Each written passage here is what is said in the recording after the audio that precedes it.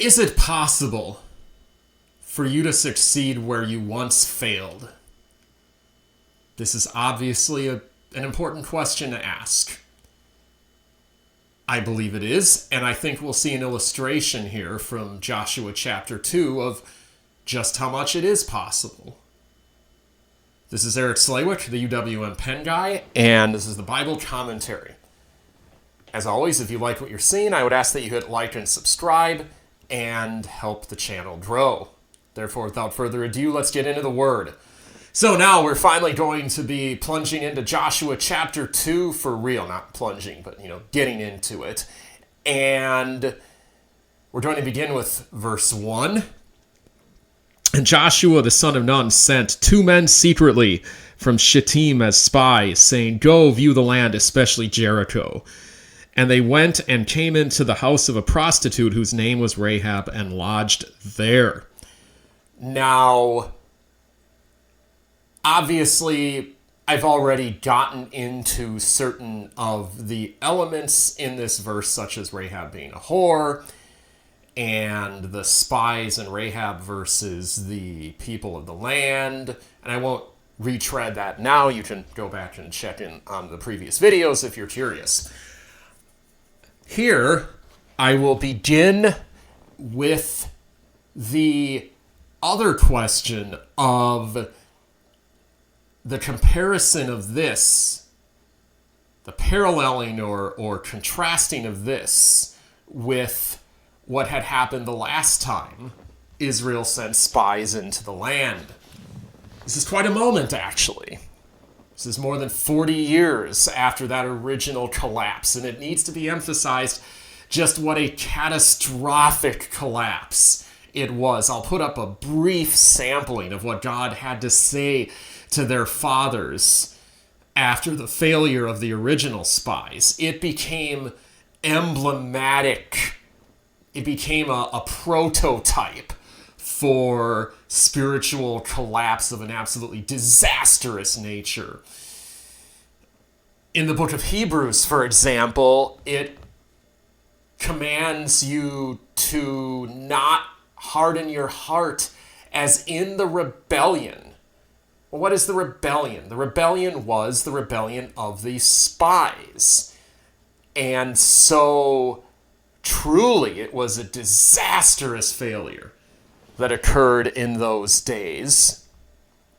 So when we get to this point, if you've been following the story of Israel here all the way through, and you don't know how it's going to end, you're probably naturally going to wonder, well, what's going to happen this time?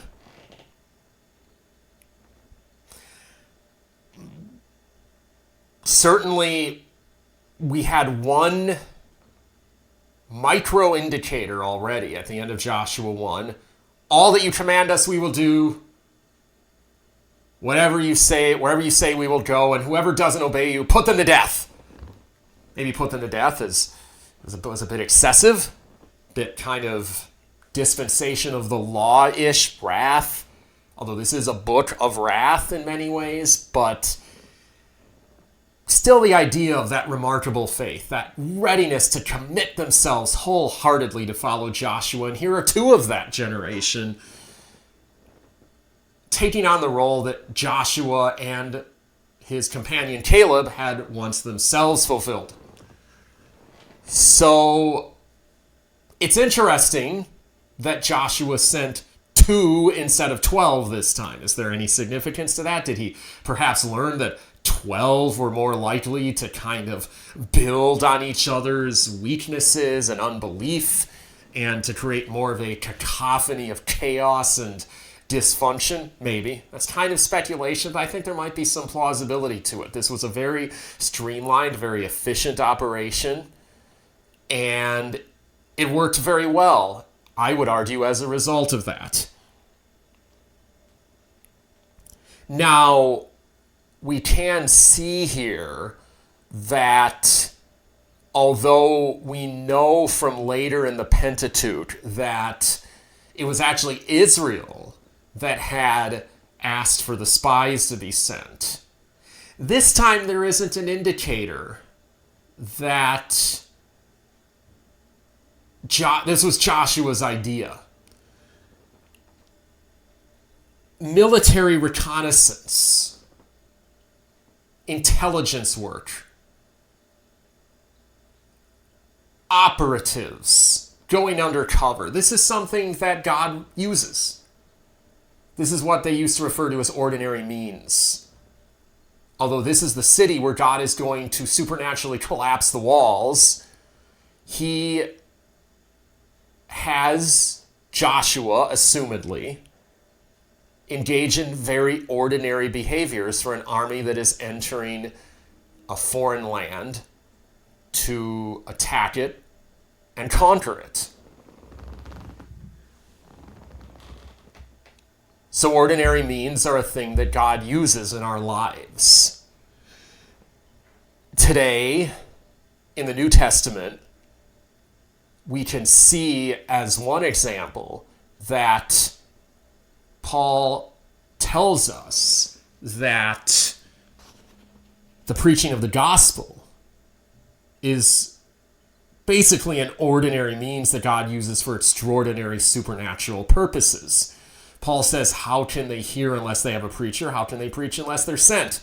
Though certainly the gifts of the Spirit are supernaturally at work in all of these processes. This is the ordinary means of people going to church or going on YouTube and learning from godly teachers and then being trained and equipped and going forth themselves and proclaiming the gospel. This is very ordinary. This is something an atheist could look at and say, well, this is just people doing people things.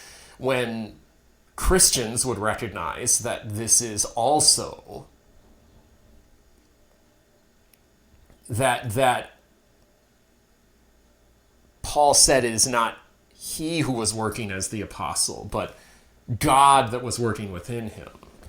That no one would concoct the message of the gospel. And you can see in if you've ever proclaimed the gospel yourself, it's difficult to imagine that mere human wisdom and intelligence would produce the source that any preacher draws from, which is the Bible.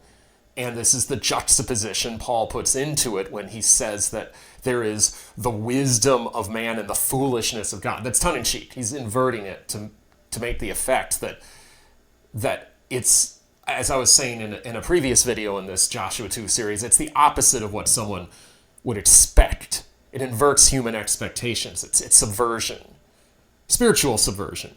Now, there's not necessarily any indication of how they ended up with Rahab in particular. This is what we would call providence. This is what we would call God working all things together for the good for those who love him. As I was speaking of in the previous video, Rahab and the spies both loved God. They were all God's people. So God brought them together. And likewise, we can already see that the destruction for the enemies of God is arriving. The earliest indicators are arriving in the form of these spies. Though this is a small thing, it's going to generate a lot of attention from the leaders of this land. And so in conclusion, I would again ask, I